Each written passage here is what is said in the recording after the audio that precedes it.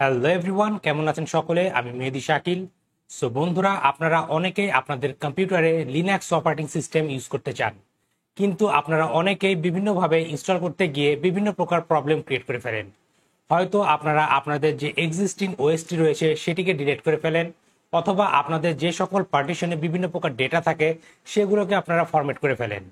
এরকম অনেকেই মেসেজ করেছেন আমার কাছে যে আপনারা ইজি একটি ওয়ে চান যার মাধ্যমে আপনারা কোনো প্রকার পার্টিশন ক্রিয়েট করা ছাড়া, অথবা আপনার কম্পিউটারে যে উইন্ডোজ 11 অপারেটিং সিস্টেম রয়েছে সেটিকে রিমুভ করা ছাড়া ভার্চুয়াল বক্স অথবা ভিএমওয়ার অ্যাপ্লিকেশন, এই সকল দুটি অ্যাপ্লিকেশন বাদ দিয়ে কিভাবে আপনারা আপনাদের উইন্ডোজ 11 কম্পিউটারে লিনাক্স রান করতে পারবেন খুবই ইজিলি। সো আজকের এই ভিডিওতে মূলত আমি এই বিষয় নিয়ে কথা বলবো।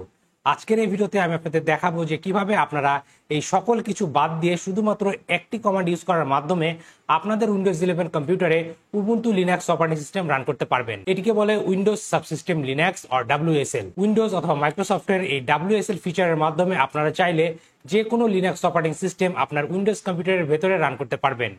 এর জন্য আপনাকে কোনো ভার্চুয়াল বক্স অথবা ভিএমওয়ার অ্যাপ্লিকেশন এগুলো ওপেন করতে হবে না।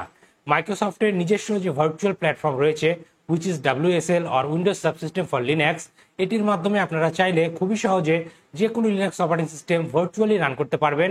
এবং আপনারা চাইলে আপনাদের কম্পিউটারের যে রিয়েল পাওয়ারটি রয়েছে, যেমন র্যাম, গ্রাফিক্স কার্ড, এই সকল কিছুর পাওয়ার ইউজ করতে পারবেন সেই লিনাক্স অপারেটিং সিস্টেমের মধ্যে। তাহলে চলুন কথা না বাড়ে আপনাদেরকে দেখানো যাক যে কিভাবে আপনারা চাইলে আপনাদের উইন্ডোজ কম্পিউটারে WSL ইউজ করার মাধ্যমে Ubuntu Linux operating system run করতে পারবেন শুধুমাত্র একটি কমান্ড ইউজ করে। এখন সবার প্রথমে আপনাকে যেটি করতে হবে সেটি হচ্ছে আপনাদের বায়োস থেকে ভার্চুয়ালাইজেশন প্ল্যাটফর্ম অথবা ভার্চুয়াল মেশিন প্ল্যাটফর্ম যেটি রয়েছে সেটিকে এনেবল করে নিতে হবে।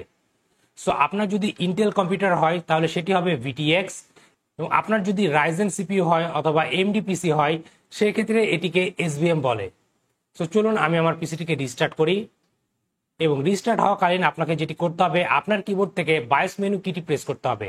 আমার কম্পিউটারের বায়োস মেনু কি হচ্ছে ডেল অথবা ডিলেট। সো আপনার কম্পিউটার বায়োস মেনু কি কোনটি এটি জানার জন্য আপনারা গুগলে আপনার কম্পিউটারের নেম লিখে অথবা ল্যাপটপের নেম লিখে পাশে লিখে দেবেন বায়োস কি, তাহলে আপনারা রেজাল্ট পেয়ে যাবেন। সো আমি আমার কম্পিউটার রিস্টার্ট করাকালীন আমার কিবোর্ড থেকে ডিলেট কিটি প্রেস করছি, এবং আমার কম্পিউটার বায়োসটি আমি পাসওয়ার্ড প্রোটেক্টেড করে রেখেছি। সো আমি পাসওয়ার্ডটি দিয়ে নিই।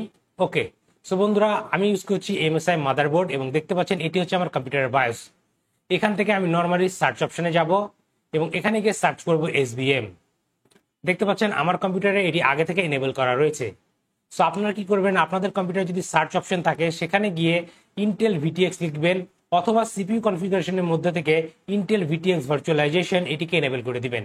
দেন আপনারা আপনাদের কম্পিউটারের এই বায়োস কনফিগারেশনকে সেভ করে এক্সিট করবেন এবং আপনার কম্পিউটারটিকে রিস্টার্ট করবেন। ওকে, সো বন্ধুরা দেখতে পাচ্ছেন আমার কম্পিউটারটি রিস্টার্ট হয়ে গেছে।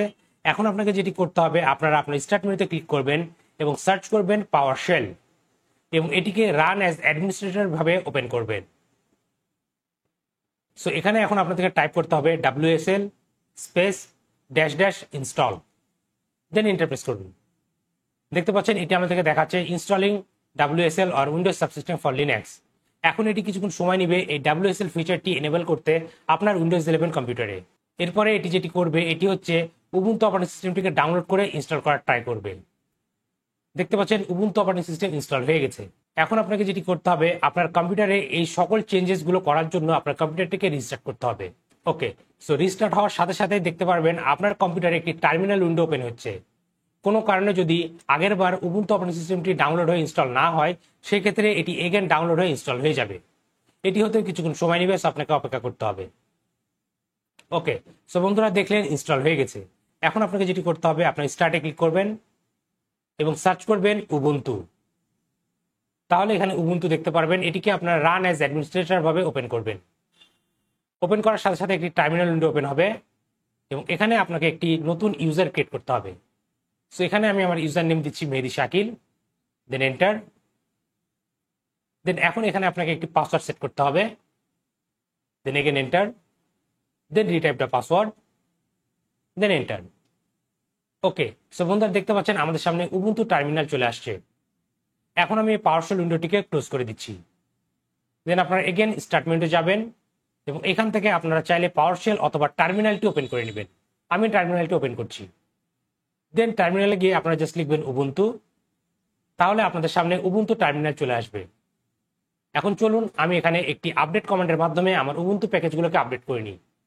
এর জন্য আমি টাইপ করবো sudo apt update, then enter press করবো। দেখতে পাচ্ছেন উবুন্টু প্যাকেজগুলো আপডেট হচ্ছে। এখন আপনি যদি ওএস রিলিজ এই ফাইলের মাধ্যমে ভেরিফাই করতে চান যে আপনার কম্পিউটারে উবুন্টু অপারেটিং সিস্টেম অথবা কোন লিনাক্স অপারেটিং সিস্টেম ইনস্টল হলো, এর জন্য আপনারা টাইপ করবেন cat space /etc/os-release, then enter press করবেন। তাহলে দেখতে পাচ্ছেন এখানে ডিস্ট্রিবিউশন নেম দেওয়া রয়েছে উবুন্টু এবং ভার্সন হচ্ছে 24.4.2। সো বন্ধুরা, দেখলেন কিভাবে আমরা আমাদের উইন্ডোজ কম্পিউটারে শুধুমাত্র একটি কমান্ড ইউজ করার মাধ্যমে Ubuntu Linux operating system install করলাম। সো এভাবে আপনারাও চাইলে আপনাদের কম্পিউটারে একটি কমান্ড ইউজ করার মাধ্যমে Ubuntu Linux operating system install করতে পারেন। সো আজকের ভিডিওটি এই পর্যন্তই। আশা করি এই ভিডিওটি আপনাদের ভালো লেগেছে এবং এই ভিডিও থেকে আপনারা গুরুত্বপূর্ণ কিছু ইনফরমেশন পেয়েছেন। ভিডিওটি যদি আপনাদের ভালো লেগে থাকে তাহলে অবশ্যই ভিডিওতে লাইক করবেন এবং মতামতগুলো কমেন্ট করে জানতে ভুলবেন না। আর আপনি যদি আমার চ্যানেল নতুন হয়ে থাকেন তাহলে অবশ্যই আমার চ্যানেলটি সাবস্ক্রাইব করবেন এবং পাশে থাকা বেল আইকনটি প্রেস করে দিবেন যাতে পরবর্তী ভিডিও নোটিফিকেশন খুবই সহজে আপনি আপনার ডিভাইসে পেয়ে যান। আর আপনার যদি cyber security, ethical hacking, open testing বা ওয়ারেন্টি হান্টিং এই সকল বিষয় শেখার ইচ্ছা থাকে তাহলে এই ভিডিও ডিসক্রিপশনে আমার একটি কোর্সের লিঙ্ক দেওয়া আছে, আপনারা চাইলে আমার কোর্সে জয়েন করতে পারেন।